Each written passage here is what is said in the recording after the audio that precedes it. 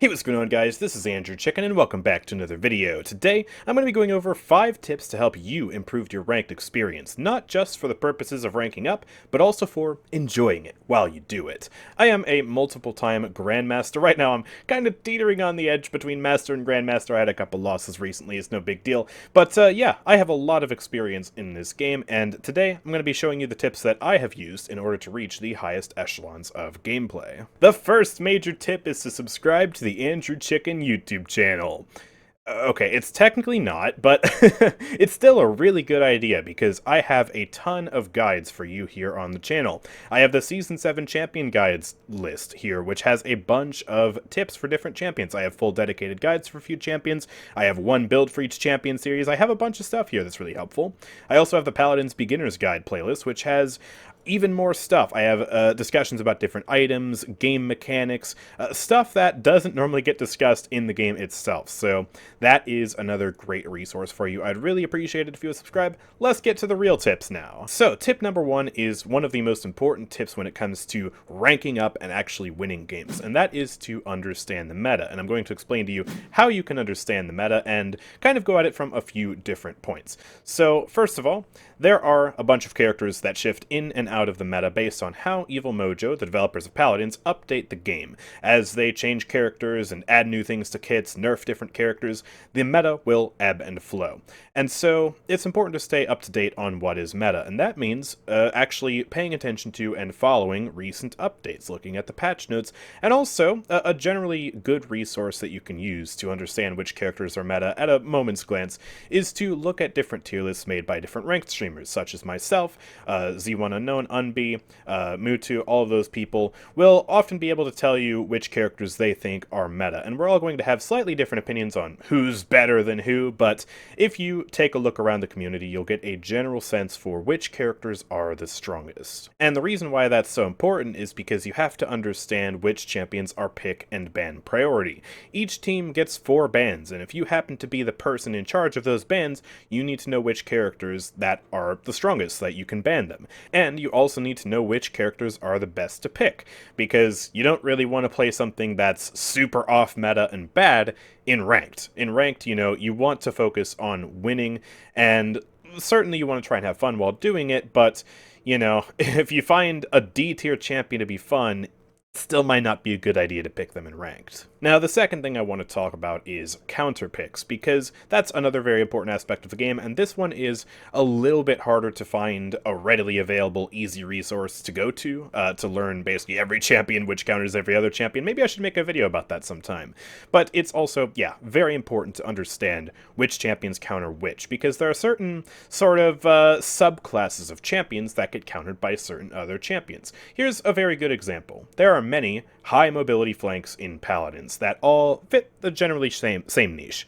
Eevee, Vatu, Maeve, Seven, to a lesser extent Androxus. These are all characters that are functionally in the same sort of grouping, and they all get countered by relatively similar characters. And those would be your anti-dive characters, characters with high burst and crowd control that can stop flanks in their tracks. So those would be characters like Torvald with his Nullify and his Protection, Sha-Lin with his Sand Trap, Leon with her high auto-aim burst, Cassie with her huge anti-flank and anti-damage burst combos. Champions like those will counter champions like these. And if you're up against a bunch of tanks and supports, then you would want a good tank buster, ideally someone with area damage like Willow, who is a fantastic anti-tank buster right now, or possibly Drogoz or Bomb King. And if you're playing Drogoz or Willow, those two champions are flying champions, and those champions get countered by hit scans, so champions like Leon, Androxus, Strix, etc. So it's important to get a feel for which champions counter which. Now, we can't go over every single counter pick in Paladins because we'd be here all day and I have other topics to discuss, but getting a feel for which champions counter which is a very important aspect of understanding the meta. And this is a little bit more concrete. Generally, counter picks tend to shift much less frequently. Androxus has been a hard counter to Drogoz since the dawn of time, for example, and I don't think that's changing anytime soon. The third aspect of the meta that's important to understand is team compositions. This is so important, and I see a lot of people screw this up. So first of all, let's talk about the basics of team compositions. Each team has 5 characters, and generally you want to make sure you have at least 1 tank and 1 support on your team, although even that is generally not going to cut it for ranked. The most common team composition you will find in ranked is 2 tanks, 1 main tank, 1 off tank, and then you will also find, of course, a support, and then a mixed bag of damage champions and flanks. Now, why is having 2 tanks so important? Well, you want to have a main tank, which is someone kind of like Fernando, Inara, or Terminus, or Nyx being the best main tank right now, who is able to contest the objective in a general sense, right? They're the ones who stand on point, put up their shields, could capture the objective for your team, and also push sort of the main lane against the enemies. But then you also want to have an off tank, and the off tank is generally more responsible for aggressing the enemies from a different path, following your flank and engaging with the enemy's backline, or peeling for your support and making sure that the enemies who are attacking your support don't then kill your support. So they spend less time on the objective and they spend more time going after the enemies, killing them, and doing what they need to do. And if you only have 1 tank on your team instead of 2, that creates a very big problem, because then that 1 tank has to juggle both capturing the objective and then also doing all the things that an off tank is supposed to do, making space, pushing back the enemies, peeling for the support, etc. And that's a very difficult balancing act, and if you don't have a really good team put together, then this will often lose to a combo that has 2 tanks. So generally you want to have 2 tanks. I still sadly see a lot of people who, this is usually lower picks on my team, they'll forego picking a second tank. They'll see, oh, we have a solo tank Makoa. That's good enough, I'm going to go pick Leon. And, yeah, then we lose because we don't have a second tank. So make sure that if you see your team is lacking a second tank, that you pick a second tank. It is so helpful, and this is not only something that will help you win more, but it's also something that will help you have more fun in the process, because no one likes getting stomped.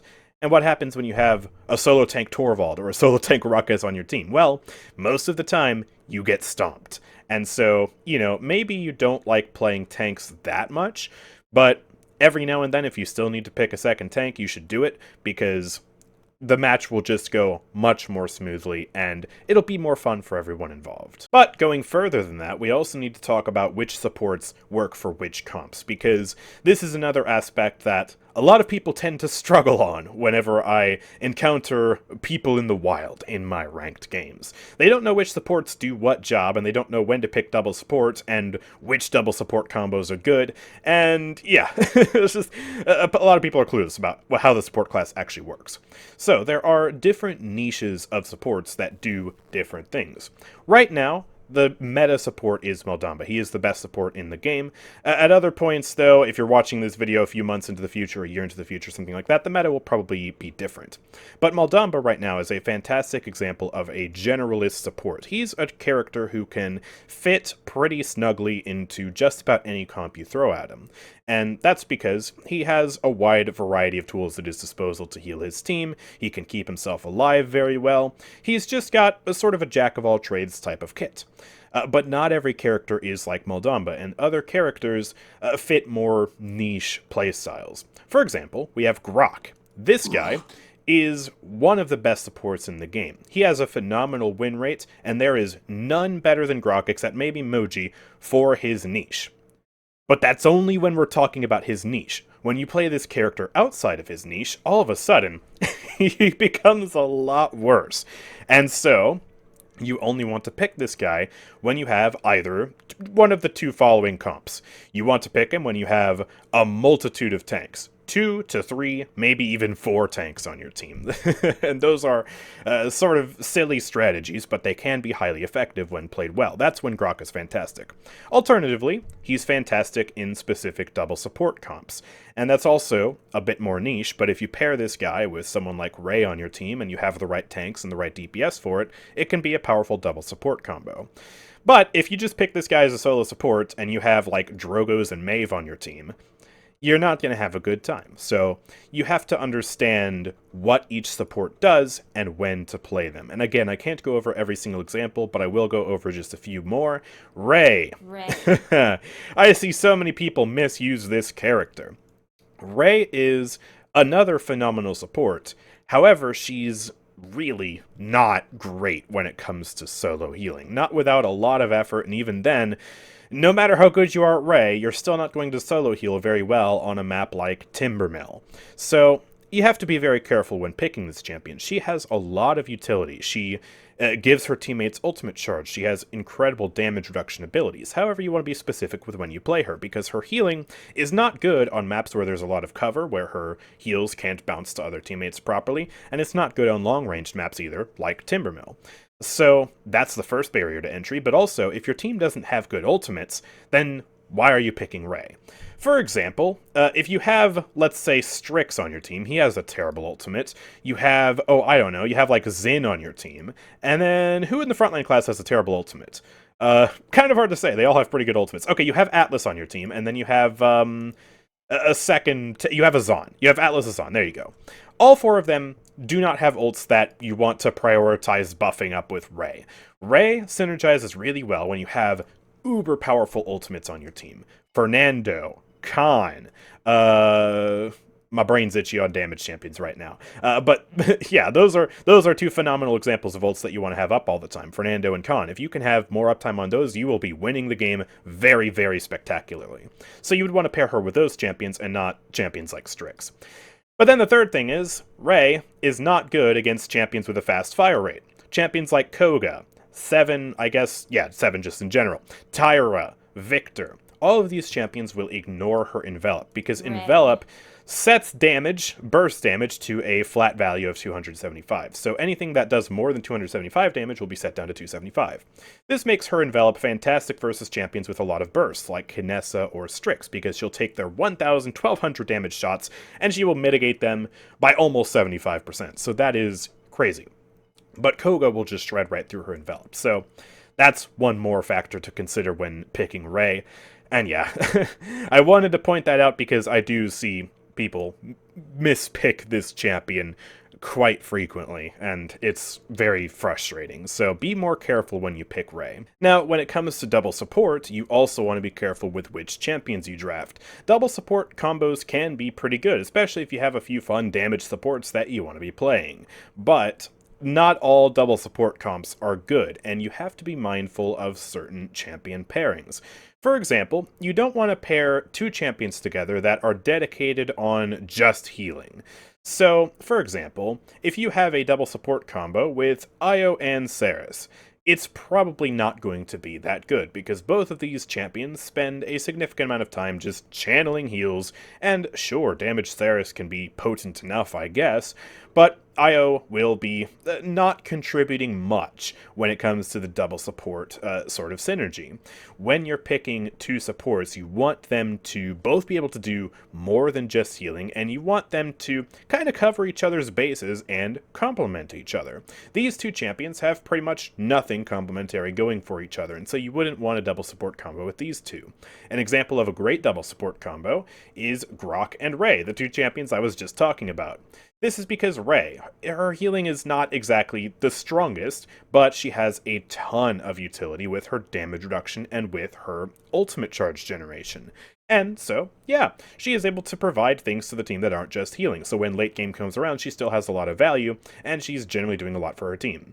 Also, she pairs so fantastically with Grok, because Grok is able to basically patch up the holes in her healing with his totems, and he's also able to do an incredible amount of damage while he's still healing, because he can just put a totem down and then get to zapping the enemies.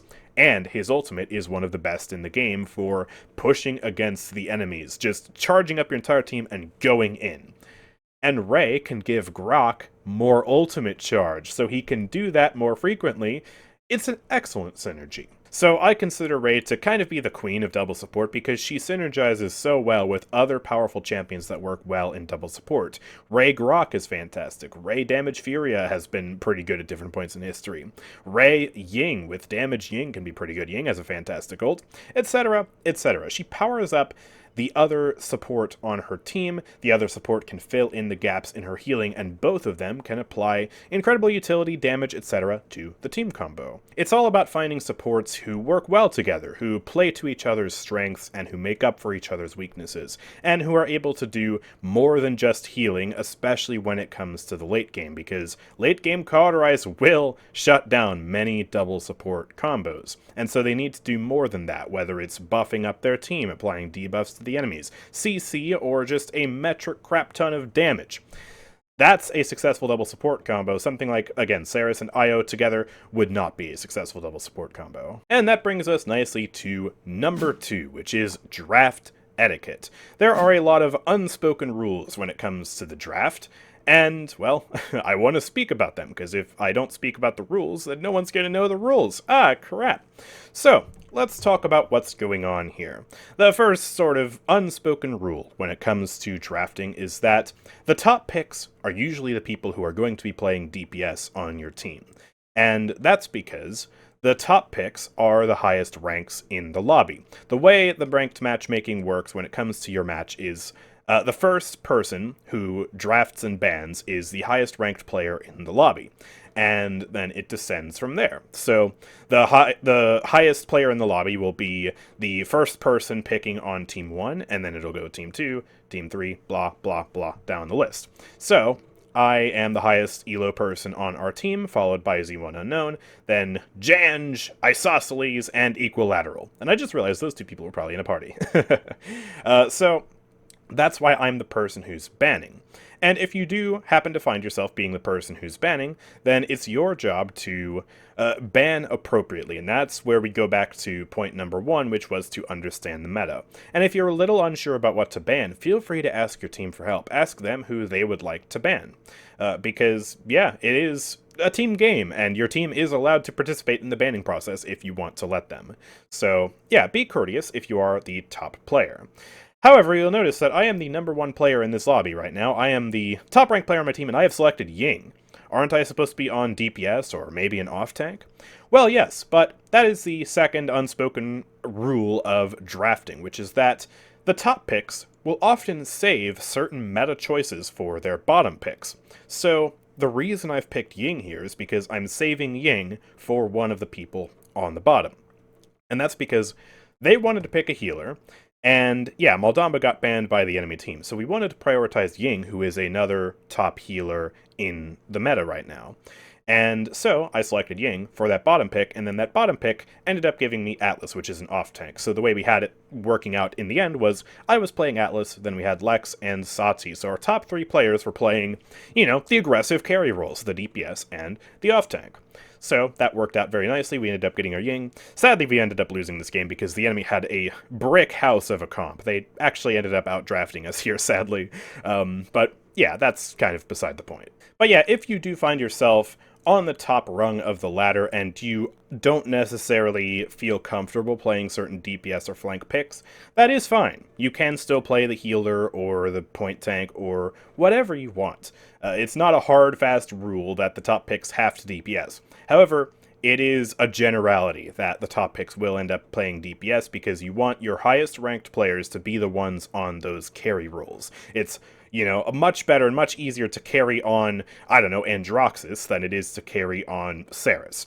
So those sort of main tank and healer roles are usually relegated to the lower picks. And if you find yourself being a lower pick, don't be surprised if you have to play a main tank or a support or anything like that. You should expect it, and you know, it's not great. Sometimes, you know, you pull the short straw and you have to play a role you don't want, but that's just the nature of ranked. If you don't pick a support or a tank, you're gonna lose, so make sure you're prepared to do that. And that's why I usually recommend players to, before they go into ranked, make sure that they have a good arsenal of champions under their belt that they can play. You can still have a main. My main is Bomb King, for example. I try to play him when I can. But sometimes if I need to play a healer or a tank, I will gravitate towards my comfort picks in other roles. You want to make sure you have about 2 to 3, maybe even 3 to 4 comfort picks in each role, where you can be like, oh, I need to play tank?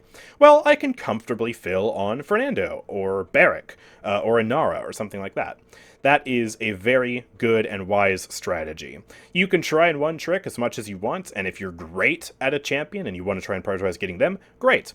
But it's just not going to happen all the time, and so you have to have some stuff you can fall back on, especially if your favorite champion happens to be picked or banned by the enemy team or someone else on your team, so make sure you have a comfortable arsenal of champions that you can play. Going back to the ranked draft, though, I did mention that we ended up losing this game because we lost in the draft phase and we let the enemies get a very silly team comp.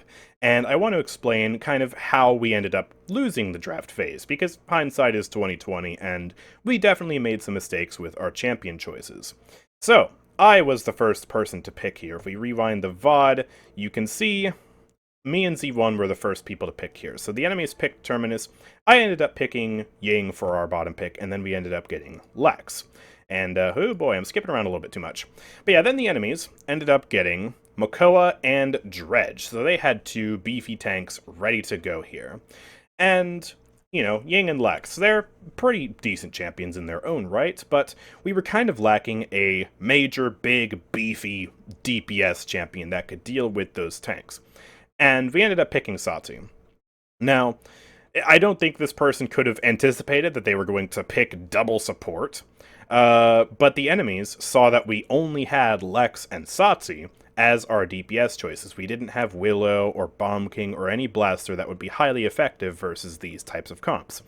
So they ended up going Ray and Grok, which are two complementary characters to Makoa and Terminus. Grok, with his speed totems playing Totemic Ward, is able to power up both Terminus and Makoa. They both love movement speed boosts. And Ray can give Makoa and Terminus really good uptime on their ults, and both of them have incredible ultimates, as you know. Resurrecting yourself and gaining 10,000 HP and going berserk in the enemy's backline, both of those are phenomenal abilities to have. And their sort of weakest champion was Dredge there, and that was kind of a wild card, and sadly our teammates weren't able to deal with the Dredge effectively, but that's because they had so much brawn with these tanks and with these heals. So, and we didn't really have good enough tanks to oppose them. We ended up picking Inara. I ended up going for Atlas because I was trying to counterpick them, and Atlas does counteract Terminus and Dredge and Ray to some extent, but we were really in a sticky position anyways because we were just lacking on damage, period, versus that comp, and we weren't able to survive versus them. So, yeah, it's a situation where I lost, but you can definitely learn from this, and you can actually realize some certain counterpicking strategies, and you can learn how to fortify your comps by making sure your comp is a little bit more well-rounded versus stuff like this. Or, if you see a comp like this, you can take advantage of it by playing a beefcake comp. And so, trying to look for holes in the enemy's strategies and trying to look for things you can take advantage of while the enemies are slowly putting their draft together is a very smart strategy.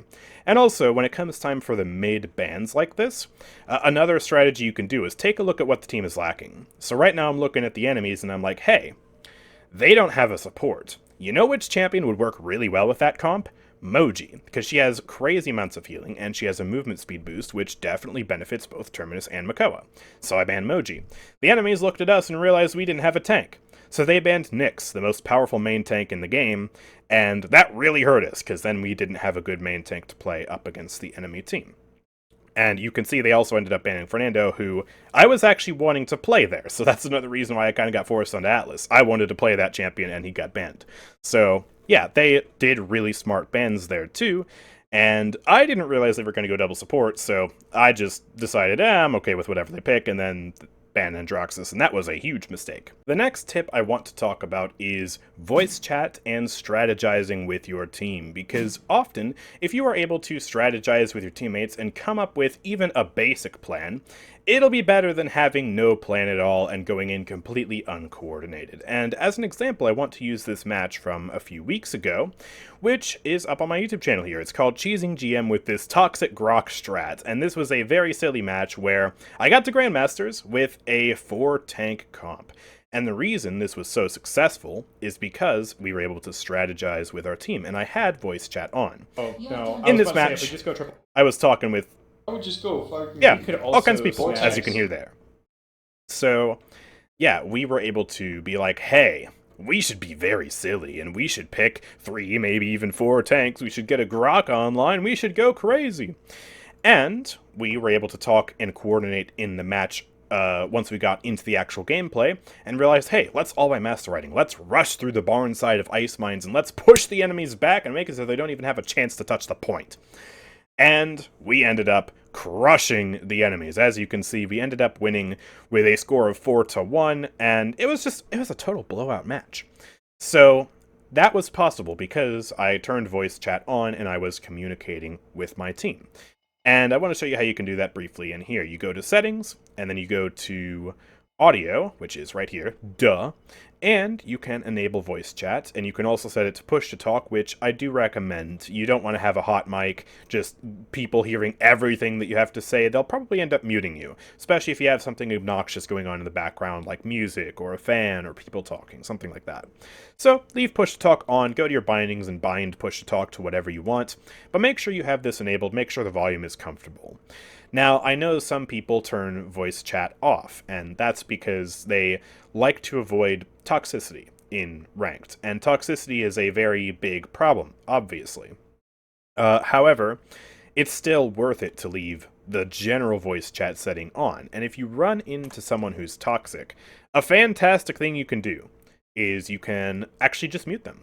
So do you see on the top left of my screen right here, I have mute icons on all 4 of these people. If you just click on the mute icon, they will shut up. You will not be able to hear a word out of them, and you won't be able to see their messages in the lobby chat either. So that's a great way to deal with someone who's toxic. You know, if they send you a disparaging message that's just really hateful, has slurs in it, or something stupid like that, then mute them. And you don't have to strategize with that team, you can just ignore them and focus on winning the game. And in general, when you're dealing with toxicity, you don't want to stoke the fire. You don't want to add to the toxicity. So if you can help it, try not to engage with your teammates who are being toxic, and try not to be toxic yourself. For some people, it's more difficult than others, and for some people it takes a lot more self-control than others, but you want to avoid fighting your teammates, because if you're fighting with your teammates, you're arguing with them, you're not fighting the enemies, and you need to fight the enemies and beat them in order to win. You're not going to do that if you're beating up your teammates. So I have a video where I talked about dealing with toxicity in more length. I'll have that linked in the description. But yeah, you want to try and avoid toxicity where you can. If you notice a teammate is doing something incorrectly, for example, I don't know, they're playing a damage talent as the solo healer, or they're buying really bad items like Horde, you want to try and politely correct them on that where you can, and try and word your thoughts in a way that's constructive rather than tearing them down. Because yeah, people will automatically pretty much get defensive whenever someone points out something that they might be doing wrong. And so you want to try and be as polite and constructive about it as possible to try and avoid your teammates putting up those barriers and getting angry and tilted and all that type of stuff. And going back to strategizing with your team, if no one on your team is really talking, you can still step up and try to be the leader that your team needs. Even if it's something as basic as suggesting, hey, how about all 5 of us go left side this time and try and get around the enemy team, or stay more grouped up so that way we don't get flanked as easily by Androxus. Saying just basic strategies like that will go such a long way towards winning the game, because again, if you are just, your team is scatterbrained, they're not cohesive, they're not coordinated, they will lose to the team that is, and even if the enemy team isn't that much better coordinated, you still just won't have nearly as an effective time winning as you would if you were actually just strategizing and coordinating with your team. And you know what? A stupid plan is still a plan, and it's better than having no plan. Maybe everybody going right side of the map and flanking around isn't the smartest plan in the world, but by golly, if you're all on point and you're doing it together, maybe it can work. So try and be the leader that your team needs if no one else is stepping up, and make some strategies, make some plans, and try and foil the enemy team. My 4th tip is to be comfortable with yourself and know your limits. Know what you can and can't do. Because sometimes you'll feel sort of goaded and pressured into playing a champion that's meta just because they're meta, even if you're not necessarily the greatest at that champion. I even let it happen to me sometimes. I'll play a blaster I'm not particularly good at on ice mines just because we need a blaster. Or I'll play a support that's meta, like Ying, even though I'd much prefer playing a champion that I'm more comfortable on, like Maldamba, although kind of a bad case in today's meta because Maldamba is the meta, but, you know, it was a lot more applicable in times past. But, yeah, that is a very important lesson because some people just gravitate towards different things. Obviously, we're all unique, we all prefer different champions, and if you have a lot of time spent into practicing a certain champion and a certain playstyle, you will probably do better on that champion than you would on a meta champion who you don't spend that much time playing. And this can apply not just for champions, but also even for certain playstyles. For example, I play Omnipresence. Vatu. Yeah, I'm a weirdo. I play his least popular talent, and I do pretty fantastically with it. I tried playing on Arrogant ranked one time. This is the meta option, it's the option most people prefer, and I ended up doing worse than Omnipresence because I had spent hours and hours training with Omnipresence, and so when I decided to switch to a different playstyle, I just kind of sucked. And, yeah, if you can get good and you're already comfortable at the meta champions, then that is fantastic. If you're a good Cassie player right now, you are just farming up ranked lobbies. You are winning pretty easily, I dare say. But yeah, if you're not good at Cassie and instead you're an expert Shaolin player, then you probably still do better on Shaolin than you would at Cassie. So knowing which champions you can play the best is very important, and try not to be persuaded into playing something that you suck at. Now, you should still follow the rules of the team composition guide I talked about in tip number 2. If your team has a solo tank Torvald and you're like, oh man, I don't really want to play Fernando, I'd rather play Maeve, you should still play Fernando. Don't leave your team with a stupid team comp. There are still some hard set rules here.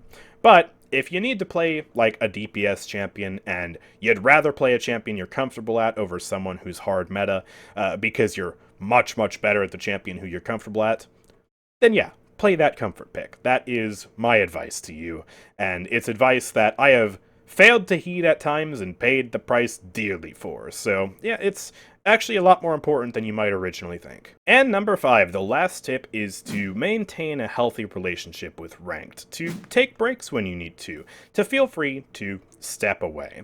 It's, I guess, a much more simple tip than some of the previous tips. I kind of front-loaded this video with like the super important stuff, but this is still a very important tip. You want to take ranked in moderation, and you want to try and make sure that if you feel yourself getting tilted or you're just not having a good day, just take a break.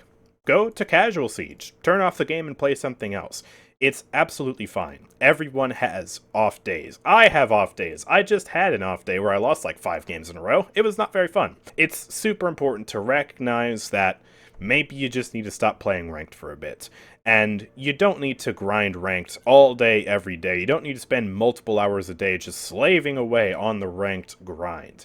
It's really not that important. And a lot of people place way more importance on ranked than it actually deserves. At the end of the day, ranked is the least popular mode in Paladins. It's actually less popular than any of these modes listed here. And while there certainly is clout to be gained from reaching the highest ranks, and there certainly is a fantastic skin every single season for you to grind, you don't want to let ranked affect you negatively. You don't want it to hurt your emotional state. You don't want to take it so seriously that you end up raging at your machine, smashing your keyboard, or feeling really stressed out, or just not having fun. Because at the end of the day, this game is about fun.